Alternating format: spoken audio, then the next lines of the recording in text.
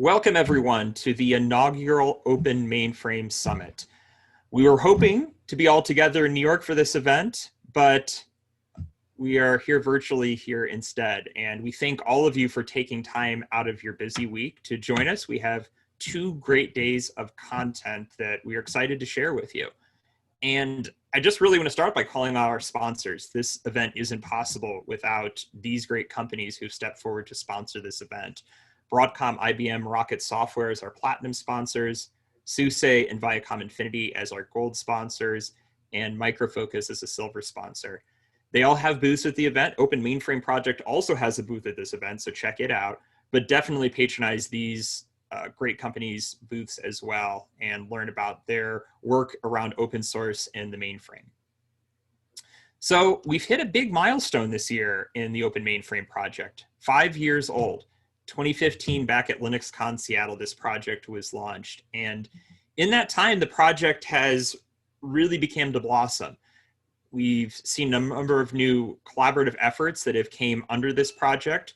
Zowe launched in 2018, and a number of new projects that have flooded into the project after there in 2019.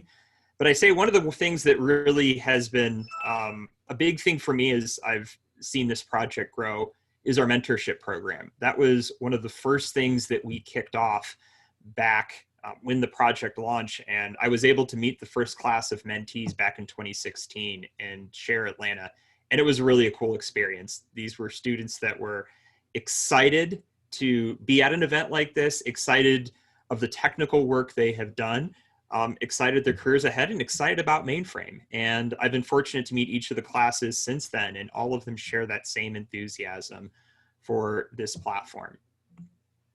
We've also seen a really big growth in just open source in the mainframe on that time. And this is the open mainframe landscape, which looks to track open source in the mainframe and the key projects, the key vendors, the key technologies that are around it. You can definitely check this out at landscape.openmainframeproject.org. But this is really a really great synopsis of what we're seeing as the enthusiasm and the energy that is driving around open source on this platform. So 2020, it has been an interesting year for sure. The COVID crisis has impacted us all in one way or another, either loved ones who have been sick or died due to it, the financial distress and the other upheavals of our daily lives that have been caused, kids at home more than they were normally. I have 4 kids. They're downstairs right now on Zoom meetings. Hopefully you don't hear them in the background in this keynote. But the one thing that's always impressed me about the mainframe community is it pulls together at times like this. And they have in for one another. They have each other's back. So even if a year like this is a year of challenge, which it certainly has, the mainframe community, it's always there to deliver. And today I just want to touch on a few of those areas of things that I have seen that have just really showcased really where the future of this community is going, along with a few little announcements along the way. So diversity is a really important topic, especially in our times here of what we've seen in our social world here over the last few months. And from a Linux Foundation perspective, having diversity in our projects, our efforts, our communities are the ways that we drive better results in the end. We get more opinions, we get greater outcomes, and time again, this is proven. This picture here was from Share Phoenix back last year, and it was the first time that Share, in conjunction with Open Mainframe Project, we brought this to them, where we were able to really celebrate the women that were in mainframe and really bring them all together. And we've seen this event start to continue in Pittsburgh and then also in Fort Worth earlier this year. We really see diversity, whether it's across gender, whether it's across age, whether it's across background, as a critical part of where our society needs to go, but also as a critical part of where our community's success are.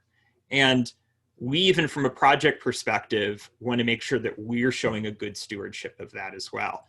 These women here compose 35% of our Open Mainframe Project leadership, whether from a governing board, technical advisory council, outreach committee, or our staff.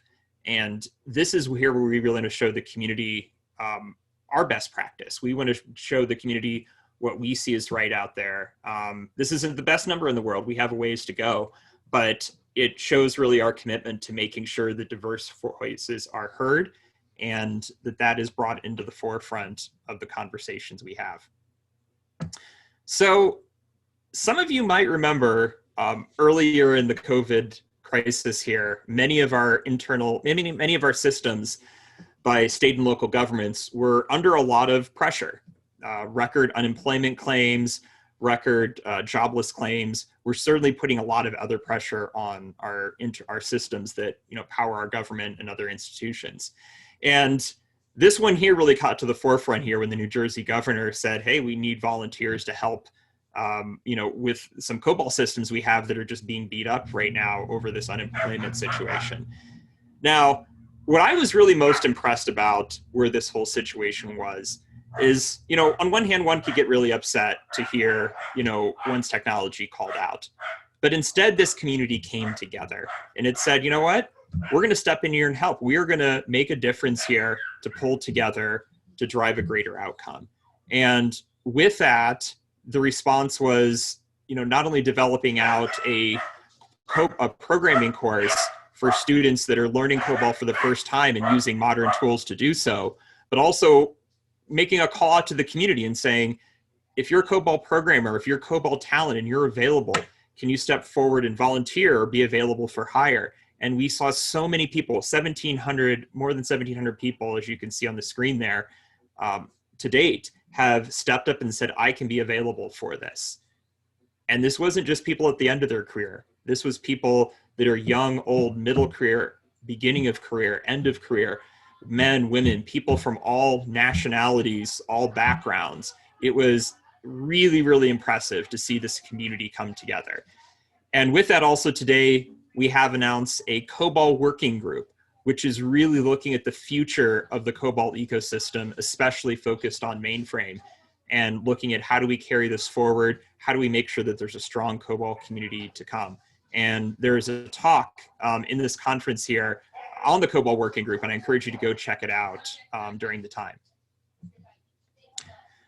The Zowe community has also really continued to grow, and you're going to hear a lot about Zowe, so I don't want to spend a ton of time on this, but there are two big things that really stuck out to me as I looked at Zowe.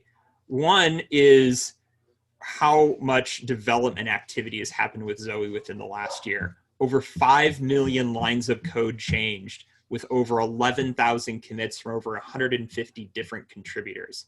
That's massive. That's showing a healthy community coming together and driving forward and producing a truly innovative piece of technology for the mainframe.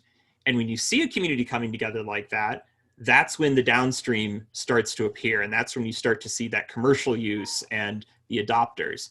And the Zowe Conformant program was established last year as a way to help recognize those solutions, with Broadcom, IBM Phoenix Software, and Rocket Software being initial vendors in that space.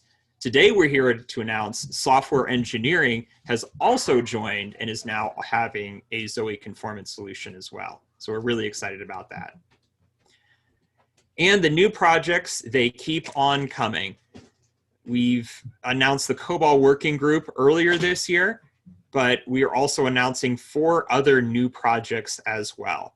An education-focused project for additional education materials around mainframe and open source, Geneva ERS, a single pass optimization engine, a software discovery tool to help people understand the open source, broad open source that works on the mainframe.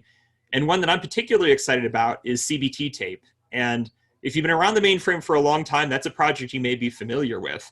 Its roots trace back all the way to the 1950s, in the early days of Share, when mainframe operators and engineers would come together and literally share code together. These pieces all collaborated and came together in 1975 and became part of a canonical tape that was released basically as open source before really open source and free software were even a thing. They were releasing this, and they've continued to release this since 1975. I got some great letters from Sam Golab he shared with me of people in the early days that requested this, and here you can see from the Department of Commerce and the Postal Service, they, before you couldn't do a pull request or download. You had to send a letter to them in the mail and they'd send you a tape back. It's a really, really cool piece of not only mainframe history here, but open source history. And that community has entrusted the Open Mainframe Project to take them forward into the decades to come. And we couldn't be happier to be a steward for them. So something I'm always asked is, what does the Open Mainframe Project look like? How do we compare as we look at other foundations within the Linux Foundation? And a term we use here is called umbrella, which means it's a project that hosts multiple projects within it. And the idea is those projects interoperate and they have a broad already community connection. These are some of our leading umbrellas that we have here at the Open Mainframe Project. And you can see on the far side, CNCF, OpenJS, they're definitely the outliers. There's huge, broad communities going on there. But if you look at Open Mainframe, smack dab in the middle of efforts such as Hyperledger and LFAI and LFEdge and networking and energy and ASWF, Open Mainframe Project is really a true umbrella now. And you'll hear from Jim Zemlin a little in the next talk after this, and he'll kind of talk a little bit about some of the relations between Open Mainframe Project and the rest of the Linux Foundation. New members are the way that stewardship in this community, in this project, and the work of projects is able to happen. And in 2020, we had several new companies step forward and be those stewards. We announced earlier this year, Yadro and Software Engineering both joined the Open Mainframe Project. And today we are super excited to announce Micro Focus has stepped forward and is also joining the Open Mainframe Project. These projects, these members here see the future of open source in the mainframe, and they are the stewards to driving this industry forward. And we thank them for their support. So we have a number of great keynotes coming up today. We have Jim Zemlin coming right after me. We have Greg Locko, Ross Mori, and Milan Shetty following up there and talking a lot of thought leadership around open source and mainframe. And then the morning wraps up with Kate Stewart talking about software transparency and dependability, a really important topic for many of you who are part of organizations just coming into open source for the first time. Definitely check that out. So I want to thank you all for coming. I hope you enjoy these next 2 days. I'm going to be on the Slack channels. Please join me, find me, tell me how you're liking the event, tell me what we could do better. We're really just excited for you to join us, and we thank you and hope you enjoy the next 2 days.